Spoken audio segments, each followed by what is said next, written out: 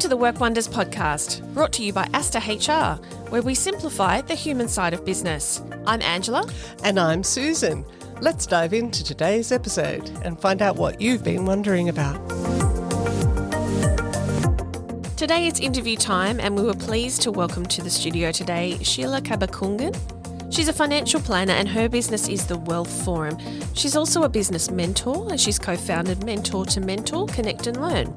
We had a great conversation in today's interview.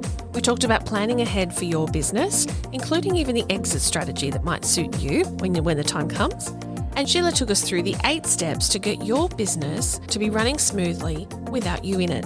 So let's get started. This is the Work Wonders podcast.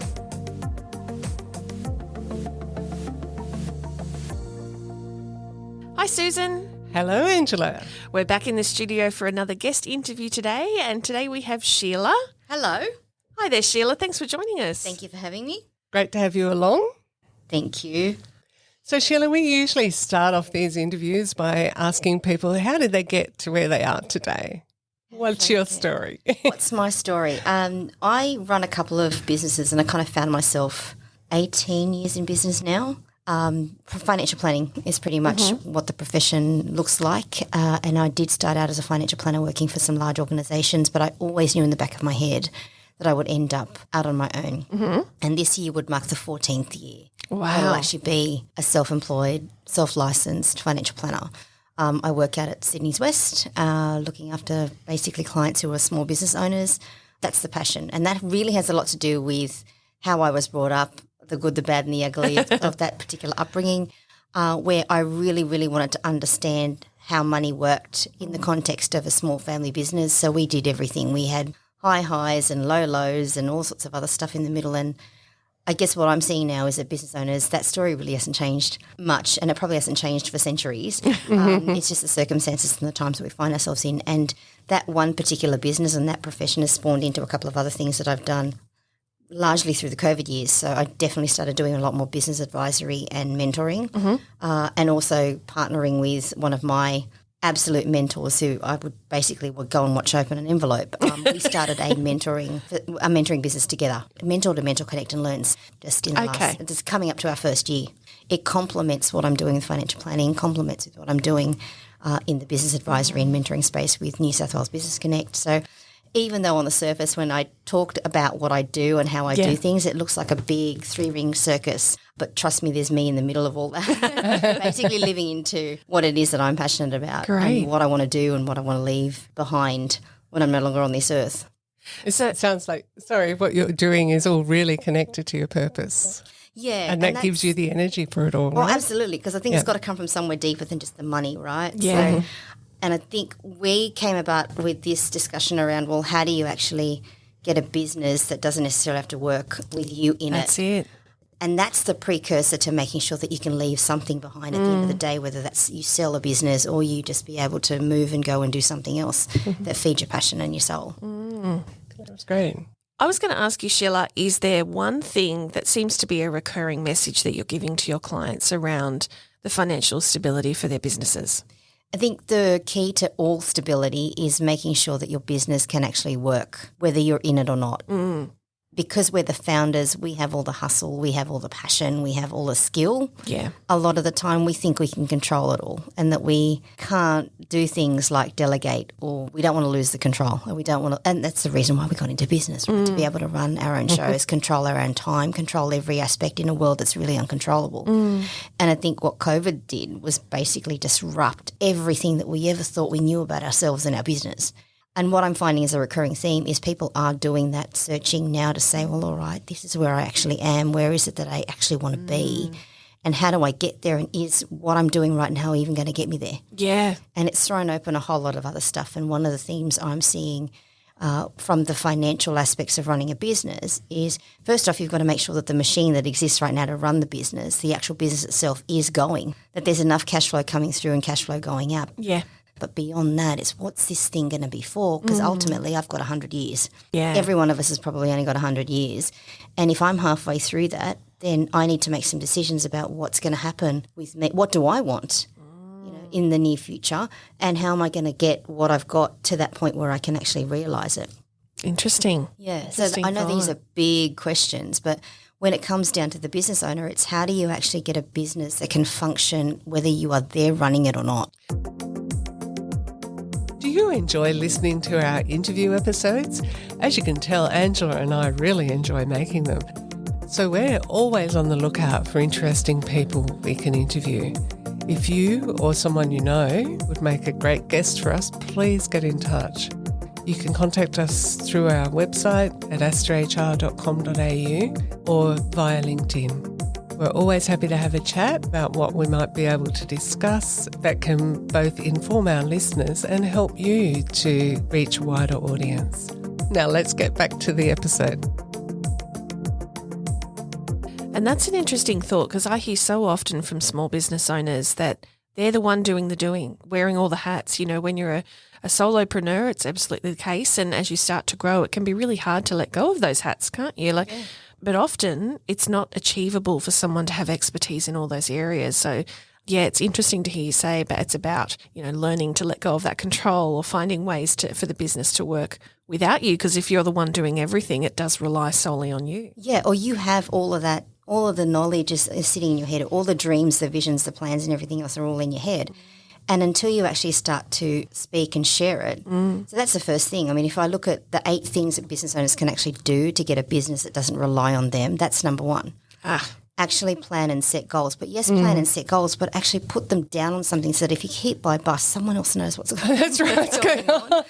And like, you know, you can have all those cliches and all those memes that say if you don't plan, you fail and all that sort of stuff. You don't have to plan to succeed. Yeah. You can get by on sheer luck and hard work. But at some point in time, you're going to want a different result than the one that's predictably coming. And unless you acknowledge and go through a planning process of some sort, you're not going to get any kind of different result. Even if the result's a failure, then you just pick up and go again. But most often it's going to be a success or a different version of a success. Yeah. That's the first one, plan. The other one is, and I'm guilty of this too, identifying and actually writing down systems and procedures or creating systems and procedures. And I know you two are massive on that because those human relationships that we have to have when we are employing someone or even contracting someone or using a supplier, they're all based on 2 people in a relationship actually understanding what's expected, being able to hold each other to account, right? The rules to fight and play fair. That's, you guys are the referees for a lot of that within employment. But the communication has to be embedded in some sort of living document or a living knowledge of what's expected and what happens when you don't meet those expectations and all that sort of stuff. Documenting is the other one. So if it's like planning and then, you know, getting the systems and processes, but actually putting them down in writing is the third one. And then getting the people to actually believe your vision and work for you. Yeah. We had this discussion earlier, didn't we, about how do we actually get people to buy into your business beyond the paycheck? So, yeah, have you ever heard it said, Susan, you know, why did you apply for this job? And you've heard someone say, oh, because I needed one. Yeah. Or it's close to home, or I wanted part-time, or I wanted remote work. Yes. Making it all about what they want. Fairly uninspiring, isn't it? But then maybe they haven't met the employer who's inspired them. Yeah. Oh, yeah, I love that. Or even before that, like the employee who actually has an expectation of what that person needs to do for the time and the money that they're being paid for. Such an interesting thing to think about, isn't it? Because, you know, a lot of us will have such an innate thing of, oh, recruitment is I need someone with A, B and C qualifications or X amount of experience. And, oh, well, if they turn up and do the job, they're doing the job, aren't they? Well, no, maybe not. So it's a really interesting thing to flip that on its head and question, are they really interested in the purpose of what we're doing? And are they here for the right reasons? And are they giving me the outputs that I'm essentially buying by paying them? Oh, wow. That's cool. That's the first time I've heard it put that way. Because I made a massive mistake in recruitment very early on when I was starting out in financial planning and did my first hire, where I genuinely believed that the hire I had the right skill set and completely bought into what I was trying to create from my vision point of view. But you know where I fell down? I didn't know what I wanted them to do, and I had no way of being able to relinquish the trust and control issues I had to be able to give them enough to do. So they left because they were bored, because I wouldn't even trust them with scanning and photocopying at one point. You know what I mean? Like, so that's been a constant thing for me, is to how to, like, I'm not the best scanner and photocopier, and even if I am, should I be doing that? Exactly, yeah. And it's funny, like I chuckled at that, but really you're not alone there. No, I think that's a common thing, isn't it? Yeah, we've all done it. Oh gosh, and I mean that's the thing too. Though this particular employee who I'm still friends with, right, goes, I would have done anything you wanted me to do because I totally believed in what you were doing, but you just honestly didn't have anything for me to do. So got your vision. Now we have to help you get those systems, processes, procedures in place so someone can actually act out or implement that for you. Sure. So then you can go off and do, your rock star Taylor Swift Beyonce thing. Because that's what that's Love it. You can bring that in. Yeah. But someone needs to manage your calendar and someone needs Exactly. to So that's I'm taking all of that on. And setting those expectations. Yeah. And holding the person accountable as well. But do you find also too, like, we're in business and there's an expectation that we've all got our stuff together?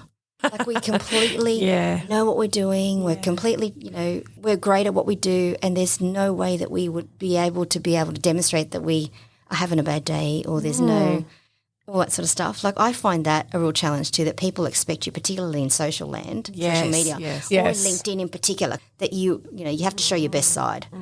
And I guess that's from a business owner's point of view, that has to be a reason why businesses feel like they can't grow, because it's just all on the founder to be all of the things and to represent the business and the brand so much. Mm. Well, I'm a big believer that small, medium, big, we all essentially do the same thing in terms of framework of business. If you sort of wanted to pull it apart and go, well, everyone does marketing, everyone does finance, everyone does a bit of HR, depending how big your business is.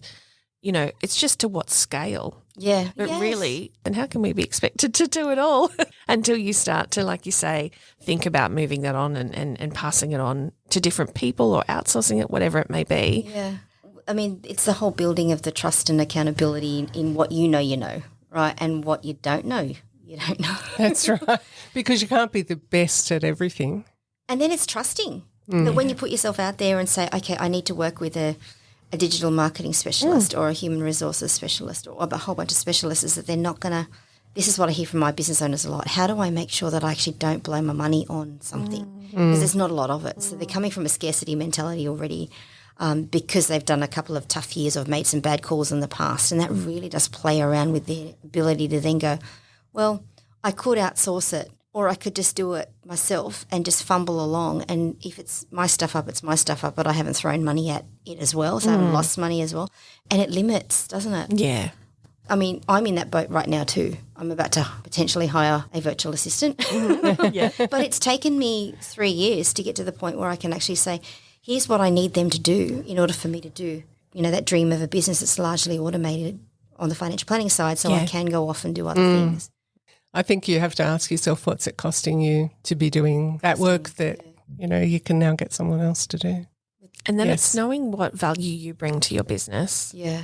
I think everybody has a reason why they started business. Maybe it's a passion, a profession, a skill, a product that they've got an idea of, that they can do better than anybody else or whatever it is. If you know what it is that you bring to your business, is it that you are a really great masseur and you need to do that part of the business, but you need someone to do the admin side because that's not your strength, or whatever it is. I think leaning into what's the best part that you can bring to the business and letting go of the stuff that you perhaps are not so great at. Yeah. What I've done lately is every time I go and do something that I know in my gut and in my head I'm going, oh, I do this.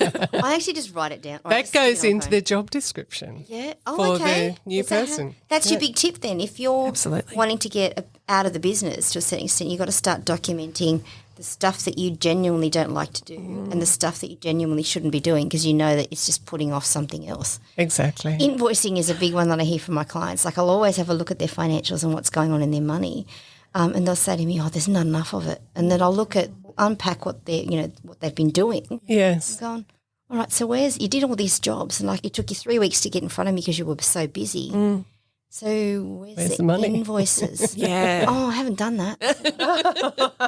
Well, that might be why. Yeah, that might be why. Yeah. I think that's a really common one. I was literally at dinner with some our mentoring group actually, and 3 people in that same room said that they had not invoiced for at least 2 weeks, and I was like, "Geez, hand up! I haven't done that. All right. I haven't done it either." Because you do the doing and then you go, "Oh, that's right." Yeah. Hang on a minute.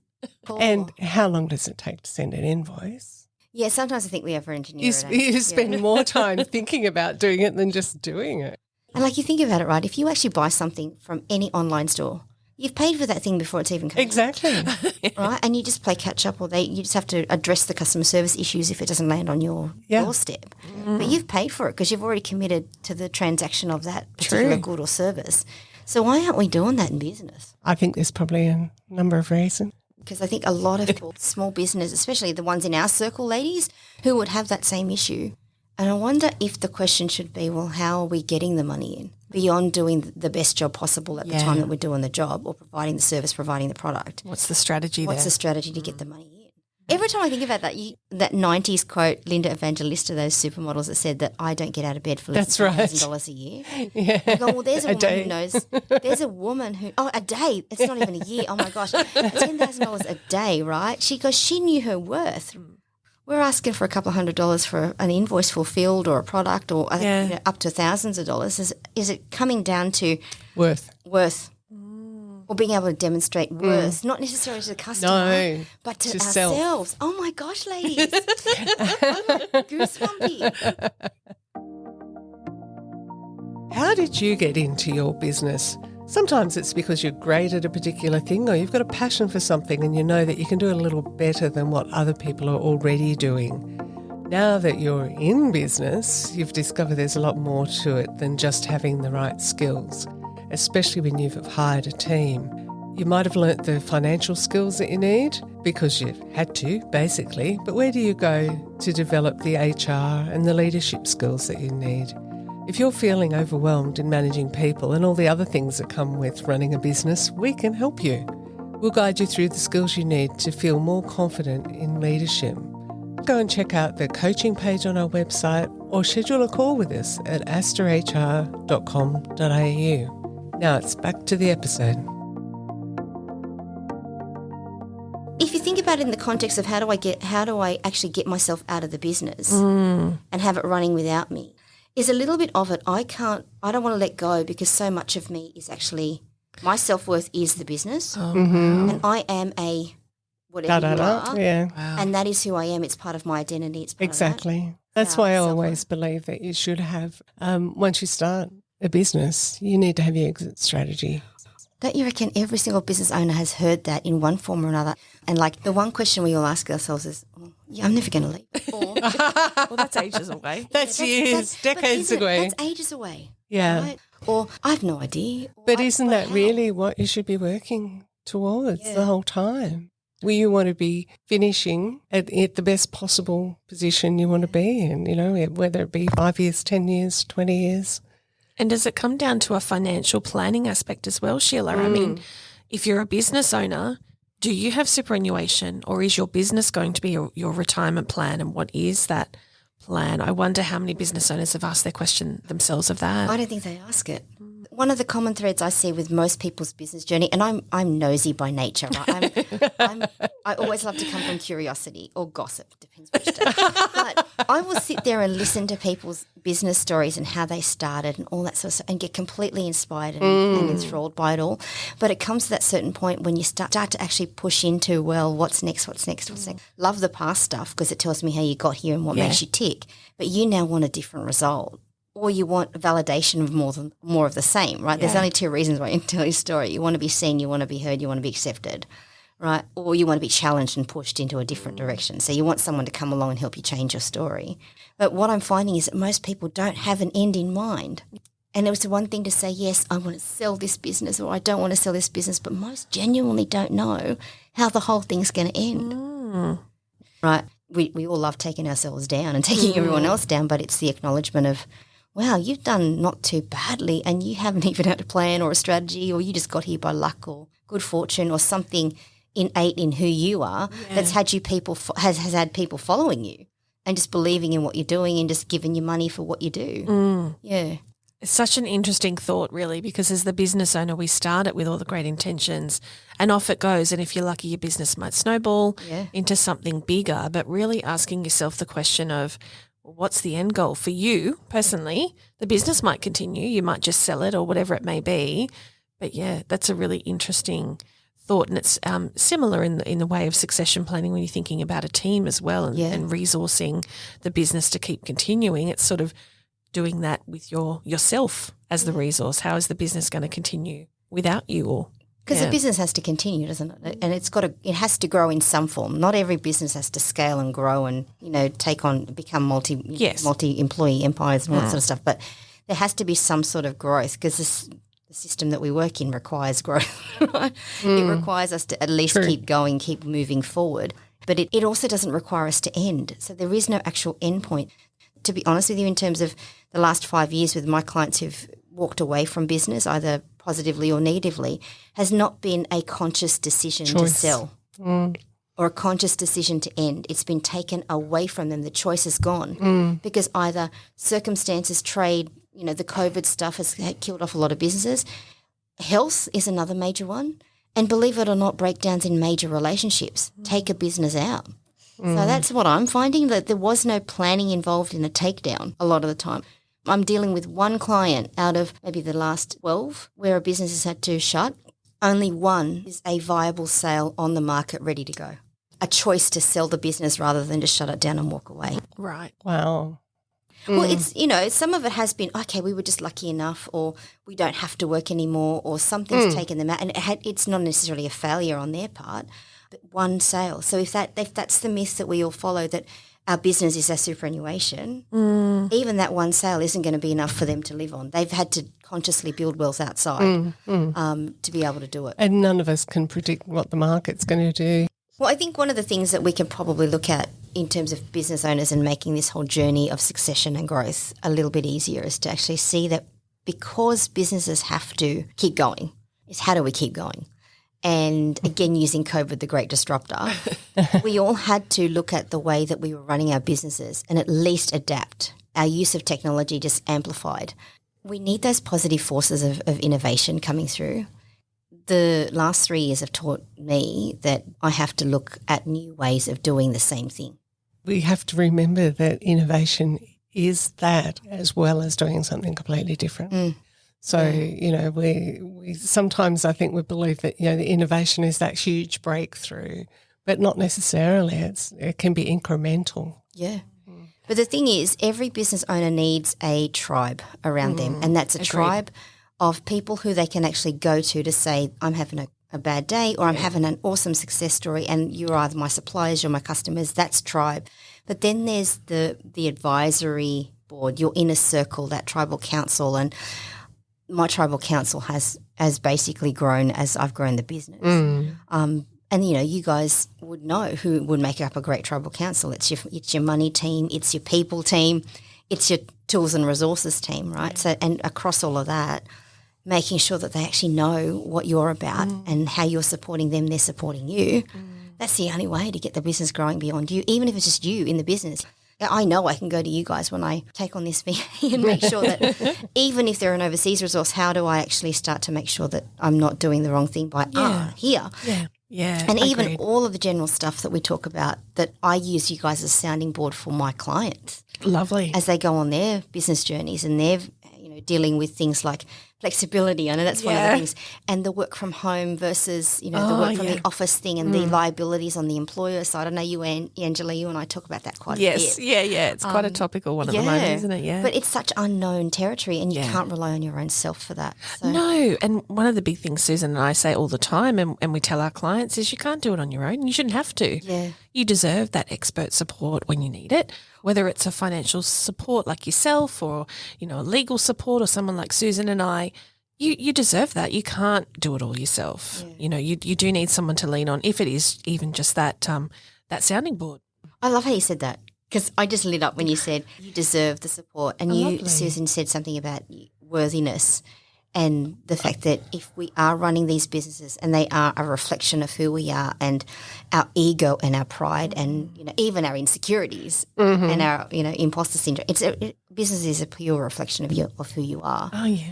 But we've got to find a way to cut through it so that it grows beyond ourselves. So I'll go through all of those 8 points because I know I've kind of gone on different tangents, but there is rhyme to reason, I'm sure. The first one is to plan and set goals. Right, so I think that goes without saying. We all know to do that. But I guess find a structure that's going to make you do it. So while we know it in theory, it's the practice. So whether it's something like that business model canvas or something that's going to have you take your business, stick it up on a whiteboard and then start to unpack it and start to plan and set those goals. The second one is to identify and simplify any processes and procedures that have to happen regardless of whether you do them or not. So get it out of your head what you do in your business. And the third one is to document everything. Yeah. Because I have that whole, if you get hit by a bus, who's going to know what to do? Yeah. In every aspect of your life, particularly the financial planning, you and your person, all the way through to, well, how do you turn the coffee machine on in the office? Or how do you unlock your virtual office? And it makes that easier as you start to bring more people into your team. Yeah. Everybody can do things the same way. Yeah. I mean, hire and train is the other one, but hire and train well and get the support and the advice to be able to do that well. And get them to, you said something really cool. They either will come in to fulfill a job, so it's a time and a money thing, but if you can also get them to buy into your vision and see something in that for themselves, then I think you got gold. I think so too. Yeah. Oh, that's so cool. I'm going to take that. So that's the share your vision with your team. That's number 5. Build the trust and accountability of yourself and also whoever you're working with and for. We talked about that in the whole context of you can be vulnerable and you can show all aspects of that, of who you are in business, and to a certain extent it has to reflect the good, the bad and the ugly, yeah? Number 7 was to grow and innovate. The whole innovate thing. And innovation can be boring. It doesn't have to set the world on fire, does it? And number 8 is to build that tribe, but also your advisory tribal council. Love it. That's great.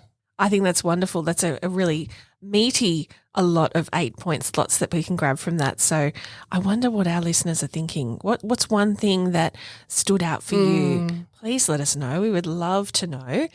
So as we're finishing up, Sheila, what's the one thing that you've learnt through your business journey? Just one thing that you think you'd like to share with our listeners? My business is stronger for the relationships that I have in business and in life. So for me, it's all about who I know, who I serve, and how I can help. Great. Oh, I love that. Because we're all human, aren't we? Absolutely, yeah.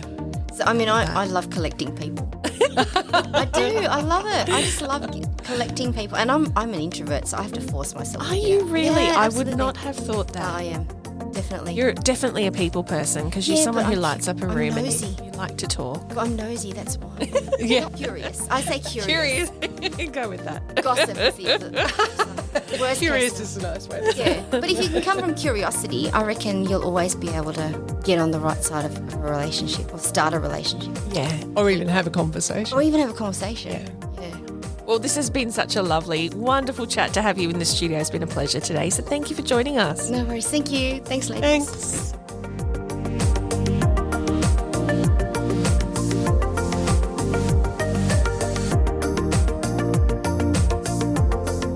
Thanks for listening to the Work Wonders podcast, brought to you by Asta HR. Hit the subscribe button now to never miss an episode. And if you'd like to continue the conversation with us, you can find us over at astahr.com.au. See you in the next episode.